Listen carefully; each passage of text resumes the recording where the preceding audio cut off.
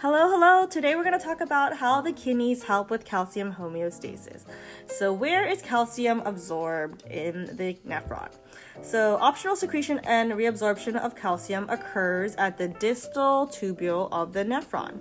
And that's going to be mediated by the parathyroid hormone. So the parathyroid hormone is going to tell the distal tubule of the nephron, hey, let's reabsorb more calcium. How does it know when to do that? Well, when your blood calcium levels are low, the parathyroid gland, which is located behind the thyroid gland, is going to secrete parathyroid hormone. And the parathyroid hormone is going to travel to the kidneys and say, hey, we need to absorb more calcium in that distal tubule. All right, so that's going to help increase our calcium reabsorption into our blood. Now, the kidneys also activate vitamin D, and vitamin D is essential for calcium regulation and magnesium as well as phosphate. We're going to talk about how it helps with calcium. So, vitamin D comes from either the sun or our diet, and it needs to go through double hydroxylation in order to be activated or become an active form. And just a quick review, do you guys remember where in the intestines that is vitamin D absorbed? You got it, it's in the jejunum. The jejunum is going to absorb our fat-soluble vitamins, and that is also vitamin D.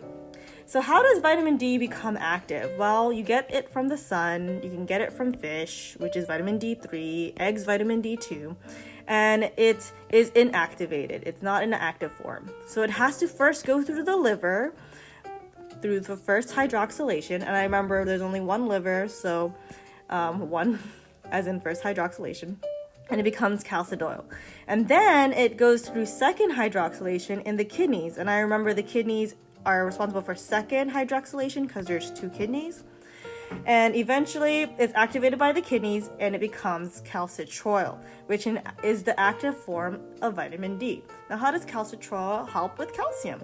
Well, when the kidneys activate vitamin D into calcitriol through the second hydroxylation, it becomes activated, and it's going to do a couple things to increase our calcium, but one of the main notable ones is that it's going to increase calcium uptake in the gut. Do you guys remember what part of the intestines absorb calcium?